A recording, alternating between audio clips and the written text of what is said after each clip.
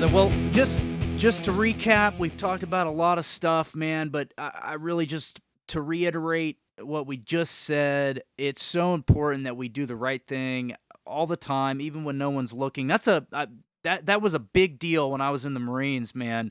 The doing the right thing when nobody's looking, that is huge because it's so easy to do the wrong thing when nobody's looking. And God, man, the military has a ton of faults. Obviously, it's used for horrific things. That said, it's 100% necessary at this point. I wish it wasn't, but it is.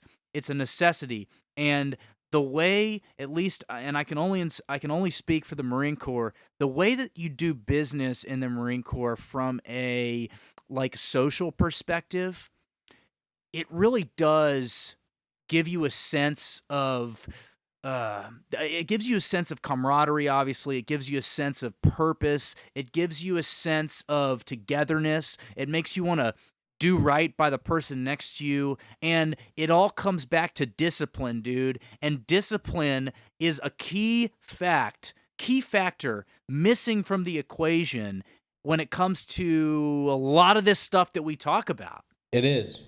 And, living in California when you were stationed on Camp Pendleton, all of the Marines that I met when I lived there for those 5 years, I probably didn't get in or haven't gotten into as much trouble as we did during that period. But not a single one of those guys would I be worried about introducing to our mom or to our dad. They're so polite and put together and respectful.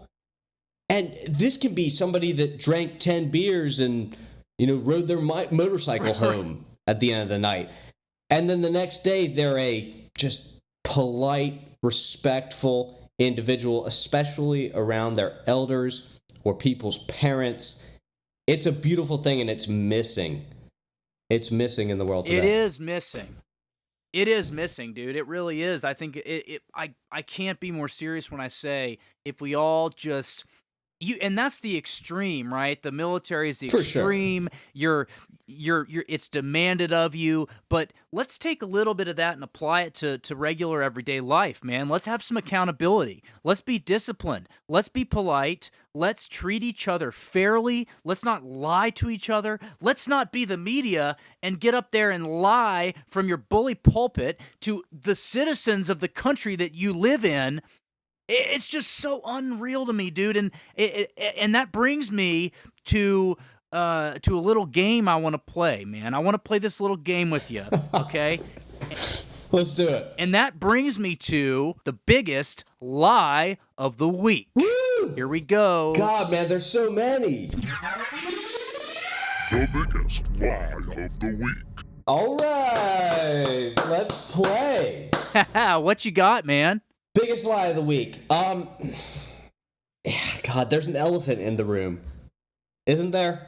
There really is. I think that we're on the same page. I don't know if there is I don't even think there's a close Let's second. say it on three. One, right. two, three. Ukraine gate. Yeah, see, I mean, it's ridiculous, dude. There's nothing else that compares. I mean, there's other stuff, but it's not the biggest lie of the week, and that's the name of the game. Yeah, it's the game, man. There's the one biggest lie of the week this week. It's obviously Ukraine gate and that steaming pile of garbage that is the media, these sycophant and Mr. Dan Bongino does this so well. He goes the sycophant bootlicking butt kissing media, and that's really. That's the only thing I can think of when I think of these guys. They're just the worst. And they are lying. They're lying to us, bro. They're lying to every single person in this country. And they're doing it unabashedly. There's no shame. It's just crazy, man. And they're such liars. Yeah. And that's why they're the dual candidate for the biggest lie of the week this week. And since we only spent a brief moment on that, we've already talked about that. Let's move on to the biggest loser of the week. And that one, for me, You're a loser. It all comes back to a little man named Adam Schiff. Oh boy, is he a small man. He's a little guy. Oof. He's just a small, disgraceful individual. he really It's is. funny, dude. It cracks me up. He makes me so mad, but then at the same time, he makes me laugh. Oh, dude, that guy is just so... The words can't describe the disdain I have for little Adam Schiff. And he's just... Little Adam Schiff. Little Adam Schiff is just the worst of the worst, man. And the reason that I'm crowning him the biggest loser this week, dude, is it's because of what he did.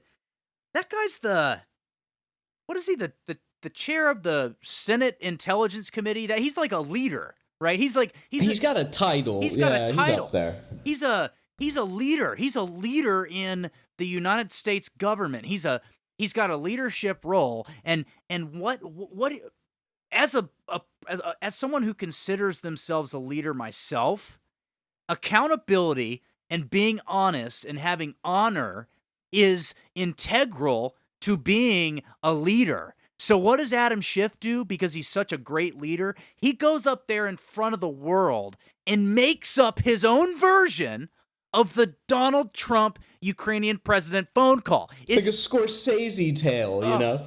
God. What kind of When you can't even tell the real story because there's nothing there that you dramatize and openly admit that you're doing a dramatization.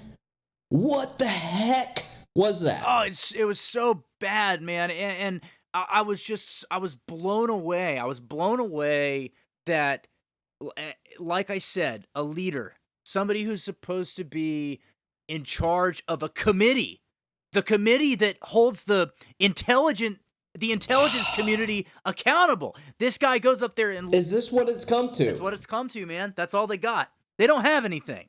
Ugh. They're the worst. They're the worst. They're the worst. He's such a loser, man. He's such a loser.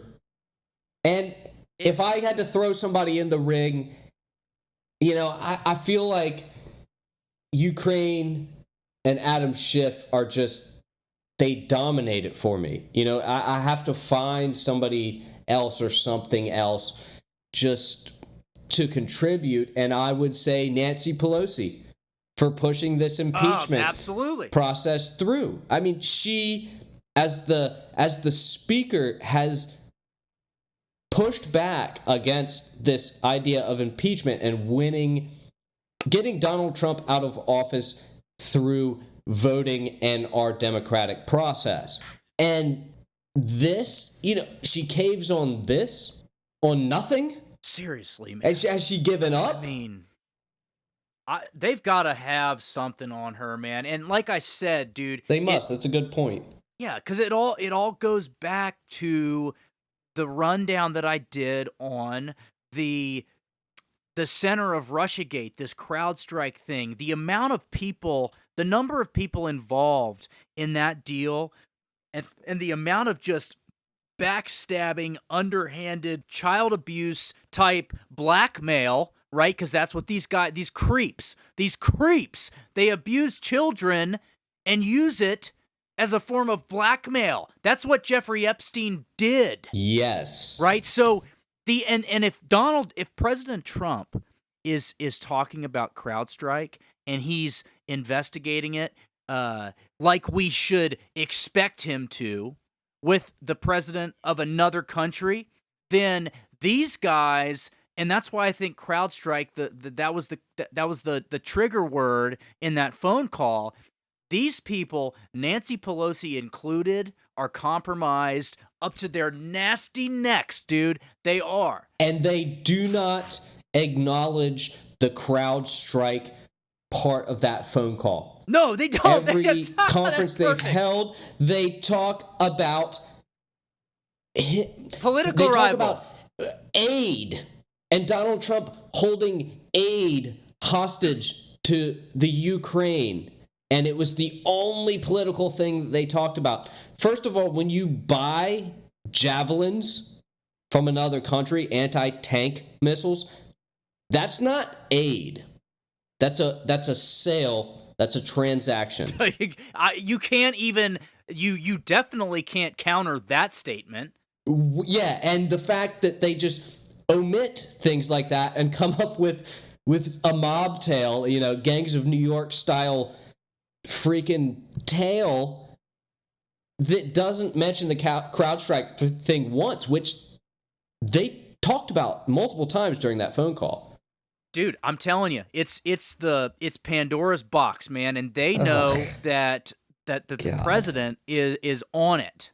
They're getting to the bottom of that, and it does make you wonder, man, because, and God, I pray for that president. I just hope to God that he's the man that I think I've decided that he is. This whole situation has really given me it's made me more capable of accepting that President Trump is the person that he's claiming to be, maybe not from a moral perspective, but I do think that he's an American and he's got the country's interest in mind. And I do think that for him, and you can't blame him for this, but I think that a lot of it has to do with he wants to get these people because of what they've done to him. I couldn't agree more. And even if it's not presidential for him to, sound off on Twitter or... Man, screw presidential. What? Be childlike too. But he is changing the game and he is not taking it lying down. And it's the one thing... I mean, I respect that about Donald Trump. I don't say that about a lot of things that man does. Like, I respect that. But the way he's handling this situation, I got no complaints, man. I couldn't have said it better myself. You really hit the nail on the head with that. Dude, it's just the way, that's where I'm at, man. It's where I'm at. The guy is, he's got his back against the wall. He's fighting tooth and nail. I mean, Bill Barr, who... unfortunately for us, a lot of the folks on the right are just lionizing this guy and claiming that he's this knight in shining armor who's gonna, help Donald Trump save the day. But I don't trust that guy. I don't trust a single one of these people that President Trump is surrounded by, including the wolves Bill are Barr. circling. They're circling, dude. And you don't know who's on his side. You don't know that.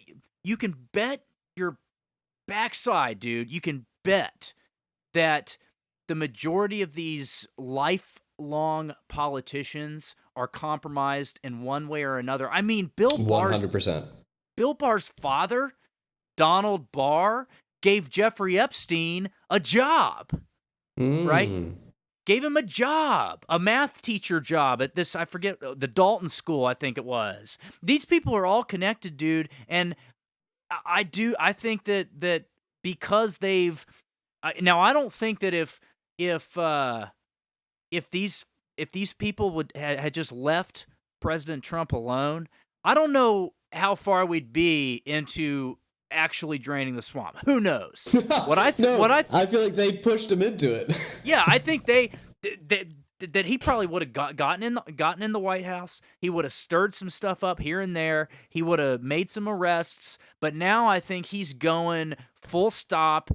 I'm going to get these people that have put me in this position, that have just just slandered the man. So good on him. Let's hope he gets some. Get some, Donald. I'm praying for the guy, and let's move on past Ukraine, dude. It's a distraction. It is, and there's more to come. I mean, this is 1 week. There's so many more weeks to come. Everybody stay tuned. I mean, more will develop, and new things will come to light. It's going to be exciting. It is, man. Hey, I bought an AR-15 the other day, man. That picture you sent, man, that is a beauty.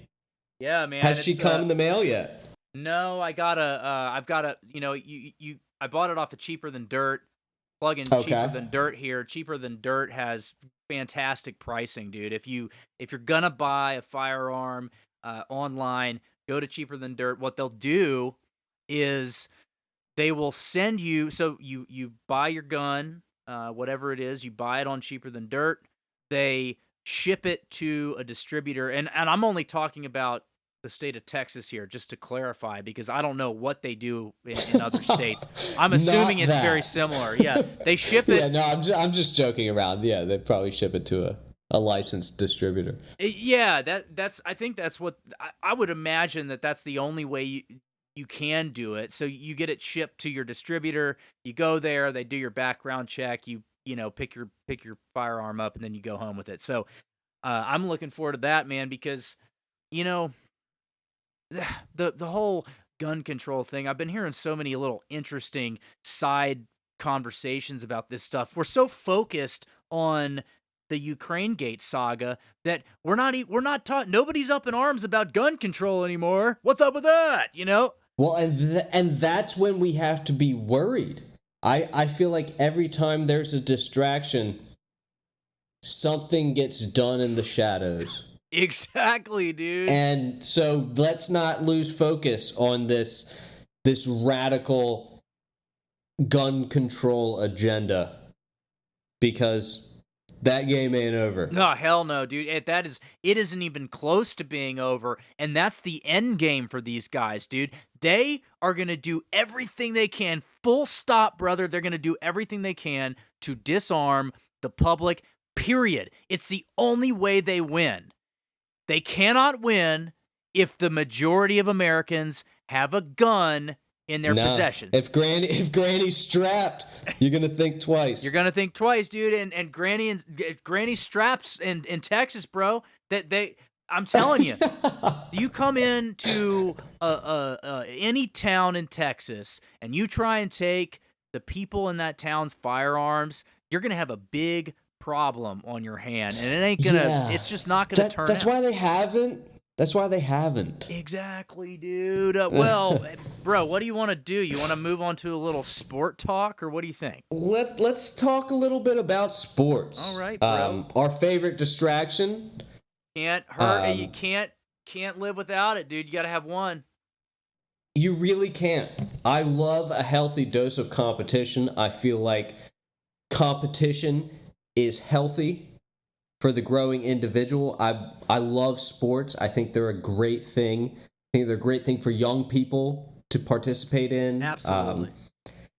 And before we get into the fun stuff per se, I just like to throw out there a little bit about transgendered women competing in women's sports. Dude. Now, have you heard anything about that? What do you think of when I talk about that?